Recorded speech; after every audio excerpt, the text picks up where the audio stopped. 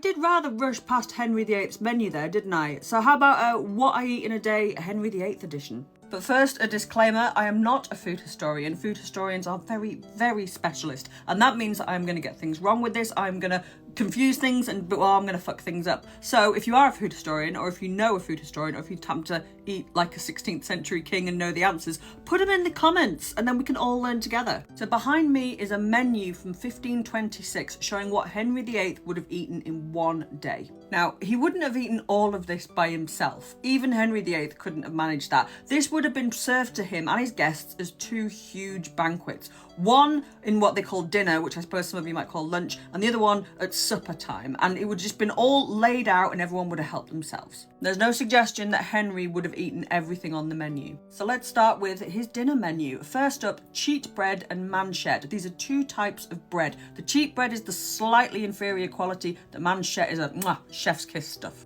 Then we've got beer and ale, because obviously we do. And we have wine, flesh for pottage. Pottage was a vegetable and grain stew. It was the absolute staple of the Tudor diet, and it was made much better if you could put meat in it, which is what they're doing there. Then we've got shins of beef. This one stumped me, remunas of stew. I don't know what that one means, and if anybody does know, if they can find out, drop it in the comments. Then we've got venison in brews, which is a bruet or a mulcher. Now, I might have got this one wrong, but I think that means it's like hashed venison.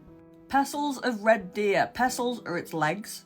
Then we've got mutton, and then carps or young veal in arm faced, and that means larded and stuffed. Now we're getting to the good stuff. Swan, grey goose, stork, or capons of, I think that's grey goose, and cognacs of grey goose.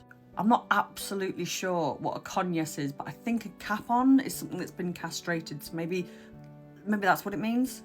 A friander, I'm not absolutely sure what that one is. I think it means something that's dainty, but I don't know how that makes sense next to a baked carp, but there it is. Then we've got custard, garnished, or fritters.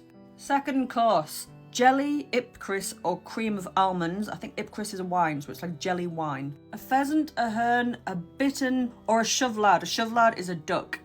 Partridges, quails, mews, cocks, plovers, or gulls. They're all types of birds. Kid, goat, lamb, pigeons, larks, rabbits, sniters, that's a sniper type of bird, a poulet or a chicken, so all birds, and then some tarts to finish it off. And I know what you're thinking, God, that'll barely keep me going until the second meal, but not to worry, here is the second meal of the day.